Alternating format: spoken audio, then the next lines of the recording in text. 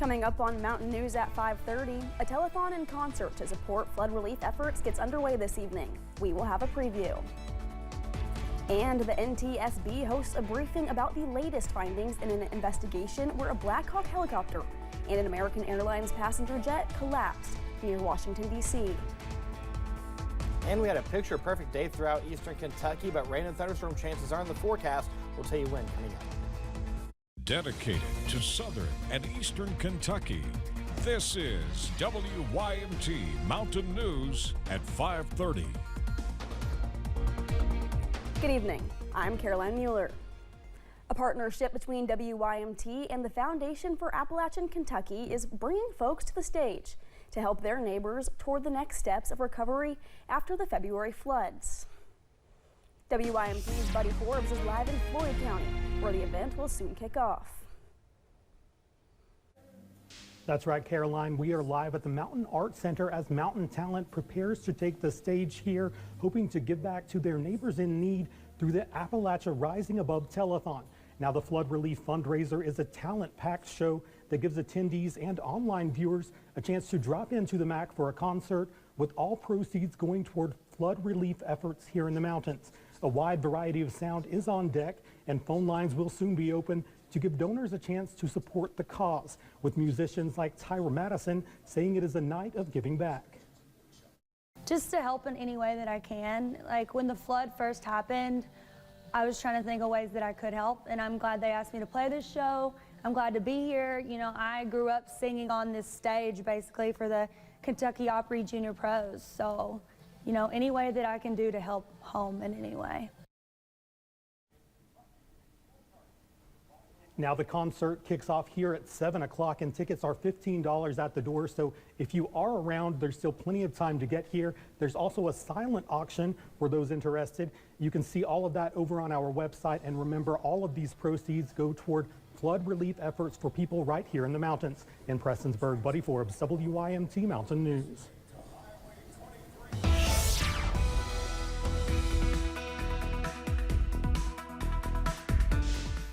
Wow, what a beautiful day throughout eastern Kentucky. We had wall-to-wall sunshine. Temperatures were in the 70s. Here's a look at the time lapse from the Buffalo Mountain Tower cam. And you can see right there again, wall-to-wall sunshine was the name of the game. And with that, we had temperatures again in the mid 70s, which is where we are right now. We're sitting at 73 in Hazard, 74 Jackson, Boonville's at 75, 76 in Manchester, and then 70s stretching from Pikeville to Whitesburg to Harlan down to Jacksboro. Look at Louisville, 79 degrees. All is quiet on live pinpoint Doppler radar, and this is going to get a break as we go throughout the next several hours. It's when we get into Thursday night that rain chances will start to pick up, but tonight, perfect night to fire up the old grill for dinner. Temperatures in the upper 60s and low 70s with plenty of sunshine, mid 50s by 1 a.m. when you wake up in the morning. Temperatures in the upper 40s and low 50s will greet you. We'll see another nice day for your Wednesday. Details coming up in the first alert forecast in a few minutes. Caroline. All right, Eric, thank you. Definitely excited to see those warmer temperatures. Today, demonstrators turned out in Nashville to protest a state bill that would allow Tennessee schools to refuse to enroll undocumented students. Protesters gathered outside the House K-12 subcommittee, shutting down hearings for the rest of the day. It has now been referred to the Education Committee. Opponents say the bill goes against a U.S. Supreme Court ruling that guarantees all children access to public education and unfairly targets immigrant children. There's been a breakthrough in the high-stakes talks between U.S. and Ukrainian officials in Saudi Arabia, aimed at charting a path toward ending the war with Russia.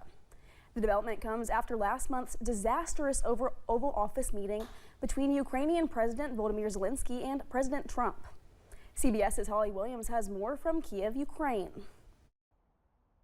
Well, the headlines in that joint statement coming out of Saudi Arabia is that Ukraine has agreed to a U.S. proposal to implement a 30-day interim ceasefire, though of course that requires Russia's agreement as well. We're going to take the offer to them. We're going to tell them this is what's on the table. Ukraine is ready to stop shooting and start talking. And now it'll be up to them to say yes or no. More immediately, the U.S. has agreed to immediately lift the pause on intelligence sharing and the delivery of military aid to Ukraine. That was suspended after a disastrous, explosive meeting between President Volodymyr Zelensky and President Trump recently in Washington. The president's been abundantly clear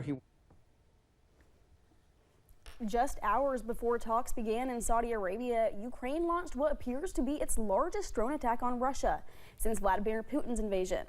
Russian officials say they shot down hundreds of drones, but at least 3 people were killed and more than a dozen hurt. Department of Education offices will be closed for about a day and a half this week, with employees being told it is for security reasons. A memo to workers told them to vacate their offices Tuesday night and to work from home on Wednesday. They will return to the office the following day. Meanwhile, sources say the Education Department will begin sweeping layoffs Tuesday evening. About 50% of the workforce is expected to be cut. Greenlanders head to the polls today for national parliamentary elections. It comes as U.S. President Donald Trump has repeatedly said he wants to annex the Danish autonomous territory, while 5 parties in Greenland's parliament say they do not want to be part of the U.S. The Trump administration says it has the authority to deport a green card holder due to his involvement in last year's protests against the war in Gaza. It's ignited protests around the country and put a spotlight on the First Amendment. CBS's Jared Hill is outside Columbia University in New York with details. The White House says the Department of Homeland Security will be arresting more individuals in connection with last year's protests around the war in Gaza. They have been using intelligence to identify individuals on our nation's colleges and universities, on our college campuses, who have engaged in such behavior and activity, and especially illegal activity. And so I don't have a readout on how many arrests will come, but I do know that DHS is actively working on it. On Saturday, federal agents arrested Mahmoud Khalil, a Columbia University graduate and green card holder who helped organize pro-Palestinian protests on campus. This is a movement, an anti-war movement. Khalil's attorneys call this an attack on free speech. Mr. Khalil was never accused of a crime. What we have is a case where the government is punishing someone for saying stuff that the government doesn't like. The White House says Columbia has been given the names of other protesters, but administrators are refusing to help. Columbia has not commented on that claim. And we expect all America's colleges and universities to comply with this administration's policy. Federal officials were preparing to deport Khalil until a judge temporarily blocked the order. The 30-year-old was instead sent to a detention center in Louisiana and will not attend tomorrow's court hearing in New York. Jared Hill, CBS News, New York. Khalil's wife, a U.S. citizen who is 8 months pregnant, said in a statement she wants him free, so he is, quote, holding my hand in the delivery room as we welcome our first child into this world. In January, a crash between an Army Black Hawk helicopter and an American Airlines jet left 67 people dead. Today, the National Transportation Safety Board is urging immediate action be taken to avoid another mid-air collision. The NTSB says between October of 2021 and December 2024, there were more than 15,000 instances of helicopters being in close proximity to planes at the airport. Helicopters had been flying as close to 75 feet away from commercial planes. The existing separation distances between helicopter traffic operating on Route 4 and aircraft landing on runway 33 are insufficient and pose an intolerable risk to aviation safety by increasing the chances of a mid-air collision at DCA. Let me repeat that.